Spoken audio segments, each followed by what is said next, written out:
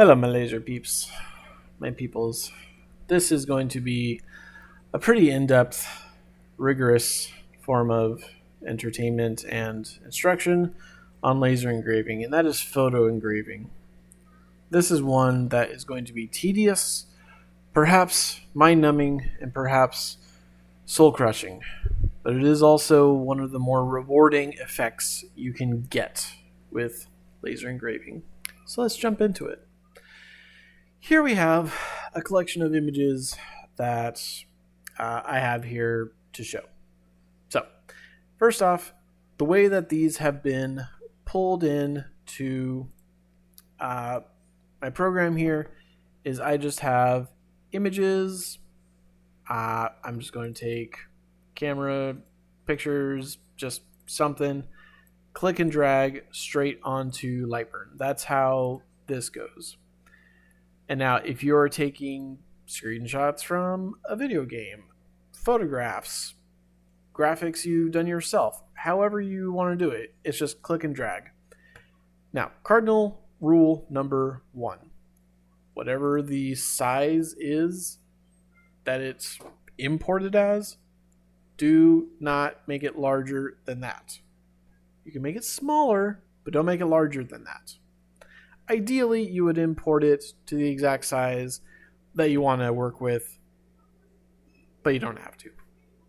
So, the sizes that these all are the sizes they were clicked and dragged into as. So, this grid area is my 36 by 24 laser grid. So, this picture of a beautiful pug dog would take up almost the entire bed.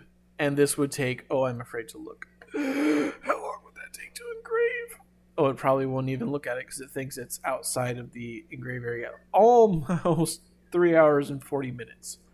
Good gravy. But the detail would be amazing. Anyways, that's not what we're focused on today. We're just focused on the basics of how to engrave a photo and how to make it look good. So, for the sake of kicks and the giggles, I'm going to keep all of these images as 2-inch items. So for all of these, 2 inches. Now, for some of these, this is fine. They look cute and adorable and all small and everything, but some of them are already pretty close to that 2-inch size, and this one isn't even necessarily 2 inches tall. But it does have some, gap up here. And that's okay. As long as there's an alpha map and it doesn't show anything up top, then it's still only going to be treated as an image engraving right here. But you still have that little green dot up there. That's where it thinks it'll start. So if you have an image like this, where you have a lot of unnecessary space on top, just crop it down so that you don't have that problem. But in any case, I'm going to put it right here just so I don't have to actually deal with that. And now let's take puppy dog here and also place him there. So we have a lot of examples here to get through. So let's go through each one. The main thing to remember is what kind of result are you wanting to get from your photo engraving. When you double click this, image mode has all of these settings right here. We're going to remember that each of these does a different thing. Threshold, it's just taking the most white, the most black. This is taking shades into account. Addison focuses more on the heavier black and the heavier white, making those stand out really well. Dither offers more gray. Stucky offers more gray. Jarvis, same. I have found, just with experience, if you're going to do photo engraving, do newsprint. If you want a truly almost 3D look, use Jarvis. That is just my experience. That is a lot of trial and error. That is that. And these are the settings that I've found to be pretty good. Now, we are going to be engraving small stuff, So if this were much bigger, these details would be a lot more prominent than if they were 2 inches. So you see these dots are a lot bigger. And that's only because the image itself is smaller. If the image was beep, tiny, tiny, then yeah, this looks terrible. But that's because your image is also going to be half an inch tall. Just take that into account. So, I think I will have this one be more 3.5, just so we can appreciate the larger detail engraving space. All right. So, taking into account all that, here is a really good handy tool for seeing some active engraving. You have your settings here, which is fine. You also have window, shape properties. You enable that, and you can affect the brightness and the contrast and everything. That is glorious, golden, cool. Here's one step better to combine them all. You right-click your image, go to Adjust Image. Here you go, side-by-side comparison, your original image and how the laser is interpreting it. And as you slide around, you can see both side by side. And from here, you can affect the DPI, the resolution, and see how changing that number affects it. Now you might think, oh, well, I want the absolute turned up, highest quality thing. And you know what? Maybe that is what you want. Well, let's click OK. Let's see what that's going to do. That'll take 4 minutes. Okay, you know what? Maybe we'll try that one. Maybe we'll try that for this. But what you're going to have is a lot of charring. So if you are going to turn up that DPI really high, turn down your power. Otherwise, you're going to scorch this to kingdom come. So we'll do some examples of these and whatnot, but for now, let's keep it at a reasonable DPI of a little bit over 400. This is good resolution. It's not going to char it too much. It's a nice, happy, medium balance. But now these image settings. So your contrast, it eliminates the gray color in between. The brightness just brightens everything up. So maybe you want that. Maybe your image is really dark. These are some of the fine-tuning settings to affect your image. Now, why are you getting ice in the background? That is so noisy. Now, the enhance radius and the enhance amount. This is where you can make some of those details pop just a little bit. You may not be able to tell a big difference unless you really crank it up, but you can see how it increases the sharpness. It makes certain areas defined. So if this is what you're going for, you can affect the enhance radius and the amount that is enhanced. So think of it like the area of effect and then how much you're affecting that area.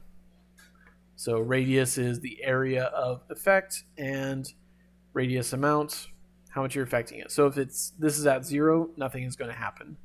But if this is turned up to 1, then you might see some cell changes, maybe not. But as you increase that number, boom, wow, that's really starting to pop. So these are just some fine-tuning settings to affect your image and how the laser is going to affect it. Now remember, these black dots, the bigger ones, the smaller ones, that's where the laser is going to fire on newsprint. Now, if this were Jarvis, this is a cluster of dots. So the darker the area, the more clustered that area is. Like here above the tires, they're more clustered. So this is where you would get 3D looking kind of results. If that's what you're wanting, go for it. But this is where I've found some good results with my photo engraving to isolate out the grays and the whites and the black areas and make certain details pop. So that's what all of these are handling. Now for an image like this dog here, this has already been stylized with dots and shading. So this has already had some graphic applied to it, some filters. So you see that the difference between them is very subtle, but it still respects, okay, here's dots here in the middle. We're going to make dots here also. But it's respecting the shades of white, gray, and black. When I said this was tedious, I wasn't kidding. When I said it was mind-numbing, I wasn't kidding. But these are the steps. If you want to do photo engraving, these are the trial and error things and the fine-tuned settings to make sure that everything is right. So I am sorry. This is the way you got to plan out these jobs according to what you want. Now, for something like this is an image that is a pixel image. It has pixels. This would probably be better suited as a vector, because when you go into your preview, it's going to be treating it like a photo engraving, but maybe you would rather this be just a straight vector design, and you'd have to convert that into a vector graphic. Maybe that's what you want. Maybe you just trace the image, okay, and now this is your engrave. So we preview that. I'm probably looking at the wrong thing now. Yes, this is what I want to look at. Anyways, so if you're going to have a shape like this, probably best to convert it into a vector graphic. Just saying. Now an image like this. This is a photograph of a mural, some stonework on the ground, and this is a lot of shades of gray.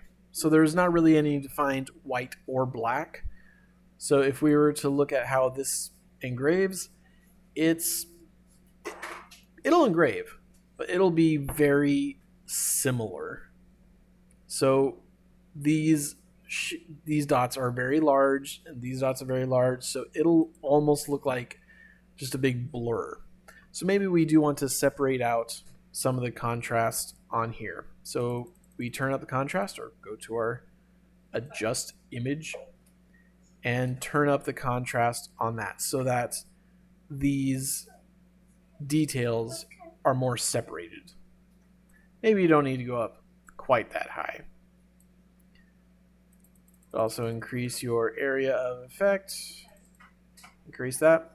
So maybe this is more what you want. So you have some clearly defined lighter areas, darker areas. Maybe you increase the brightness of it. Actually, you know what? Maybe that is a result you want. These are the things that you're going to have to fine tune if you import an image like this and what you're going to have to deal with. So for now, I will leave that like that. And depending on how you've edited it,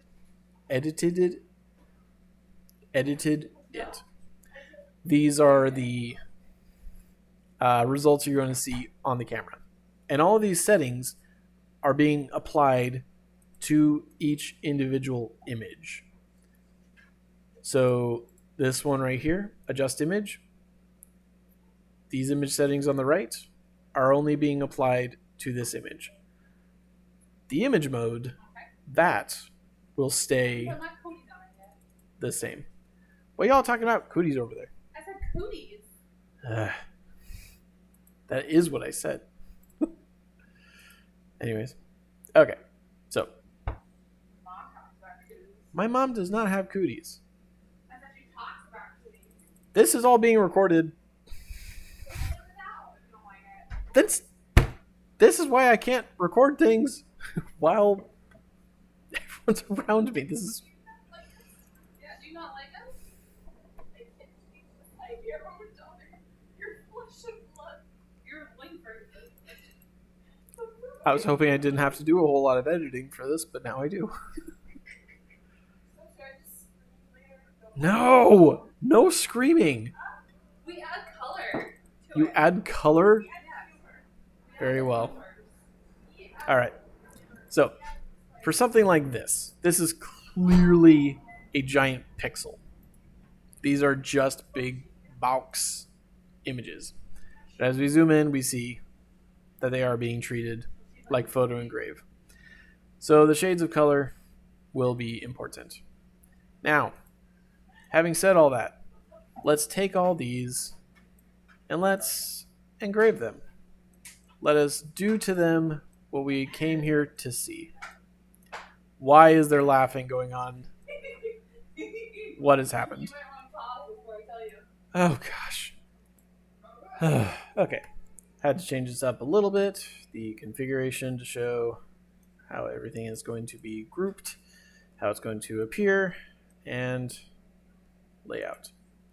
Because I don't want to use up a whole lot of space, but I do at least want to show how these things are going to engrave out. Now this one with the koi fish, maybe I will go back and touch this one up a little bit more, only because I don't want this to be drowned out. I do want to increase the brightness a bit, maybe turn down the contrast again, turn it up. Okay, so something like this, maybe that'll be good. Okay, and as you can see, it now looks cleaner because this is the adjusted version of the original photo. Okay, so having said all that, let us look at our laser bed area. I am going to be engraving this on this piece of material up here, up on the top there. Sadly, this is not the view I can give you while it's engraving, but at least you can see what my desktop area looks like and the framed out job that it will take up. That is not what I wanted to do. What I wanted to do was frame all that. Maybe I could give you a better view of what this is by moving this image. No, what did I do? No. Okay, let's try that again.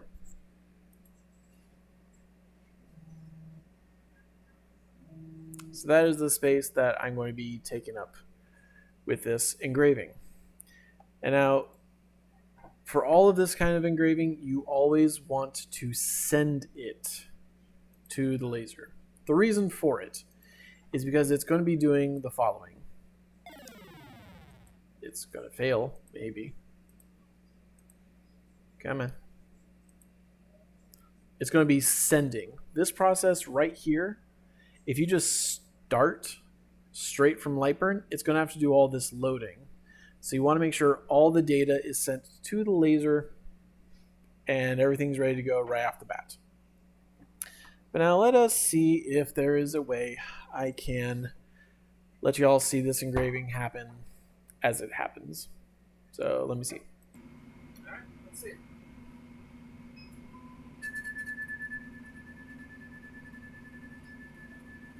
Sure enough.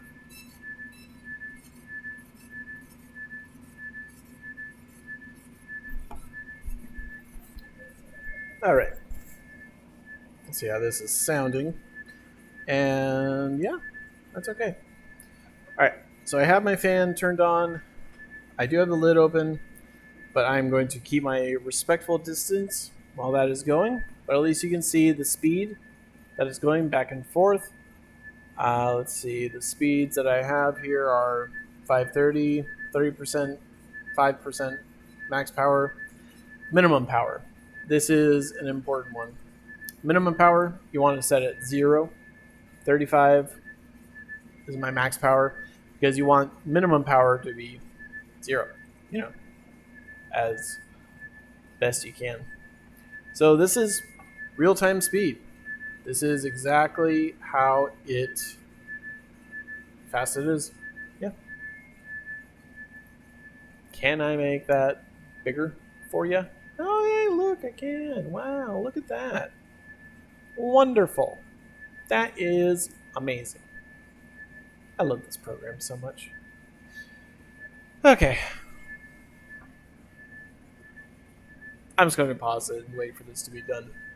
Because otherwise this is going to take How long? 10 minutes? Not bad. Not bad. Okay.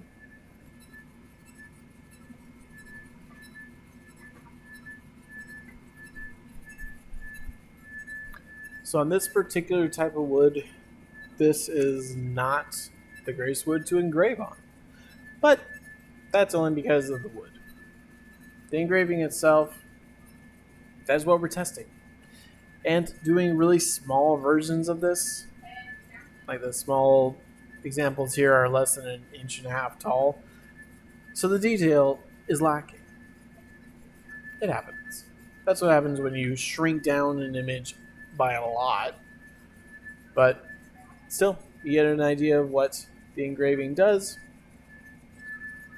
and go from there. Testing. It's the way the world works. Show me a designer who has not tested something 100 times, and I would be impressed. Okay. Alright. It's done. You know, I'm going to increase that to a bit more of its original size. Something more like that. I want to do more with this image, and I might have to increase the radius and the contrast and just make this image a bit easier to work with. Maybe I would have to just convert this one to just a vector image. But that looks sloppy. So maybe I don't want that. Nope, not trace. Go back. Adjust. So that is where this is a beast. Because it's all these little settings.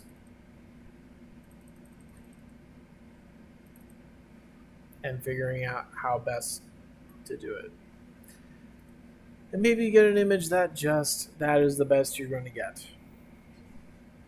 That might just be it. Yeah, let's try turning up the power on that a little bit. Maybe try turning down the speed. Fiddling with it a little bit. Let's see how it'll look in preview window. It's pretty dark right there. And this is the nature of photo engraving. But let's take a look at what we just did, just so you can get an idea of what happened. So, having removed the image, show how they turned out. So some of these, and this again is just the wood. The wood is not the best to engrave on, but that's why we test. Because plywood does not always work. So let's test this on something else that I prefer, which is solid wood. Alright, I am only doing this image right here.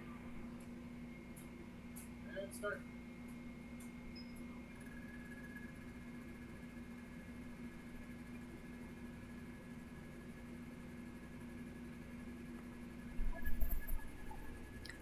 So I cleaned it up a good deal.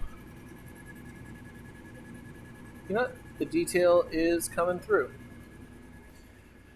And this is only something that will take a minute. I did turn up the DPI on this quite a bit. So 650. So now you can see really only the grout of those between those tiles is the thing that pops through. And really, that may just be what I wanted all along. I don't necessarily want the shading, just the grout. It's deciding what works for you. And this is all the dials and everything that you just have to fiddle with until you get an effect that you like. So, let's see what this looks like when it's done. Just from looking at it now, I can definitely see the individual tiles and the difference result between engraving on this plywood versus something like solid wood. They are going to react differently. It's not an effect on the laser itself, it's just the material you're using. Okay, just about done. Yeah, minute and a half. All right, it is now safe to grab it and go. All right, okay. That is a much cleaner result than what I had before. So if we're looking at just this graphic right here, come on, that is what resulted. And we still have some of the shading that came into play. But all in all, good result. And this is only like an inch and a half tall. So this is the size of, a thumb. So you definitely can get good resolution on something this size. But make sure it's on a material that is well receptive to laser engraving. And solid wood really works like that. So do other MDF and plywoods. But you got to make sure that they are ones that look good. Anyway, that's essentially it. So, whatever your photo that you're going to be engraving on, these are the settings that you want to use. Was that a little bit of a crash course? Was that a little bit frustrating? Did it give me all the results that I wanted? No. But you know what? Material is expensive to test on. So, you got to do what you got. But I did already do a bunch of testing on some other stuff, and that is what I'll show you here. Okay. So I got here a bunch of examples using, Pikachu, a dog. You can still get really good results. This is on MDF. Come on. Get into focus. Oh my heck. So results like that, you can get really good engravings. And like a little pupper face. So, photo engraving is possible. Again, the good results that I got were with newsprint. And that is just trial and error, what you got to work with. This video has gone on for a while, but hopefully you get where I'm coming from about the tediousness of photo engraving. Make sure the material that you're using responds well to lasers. Not all of them are. Sometimes it's a plywood that has weird veneers on it. Don't go with that one. Go with solid woods. Go with better plywoods that are meant for laser engraving. Yeah, anyways. This has been a long video, but I'm grateful if you watched it for the whole time. I'm now going to go have lunch because it is that time. Thank you. Goodbye.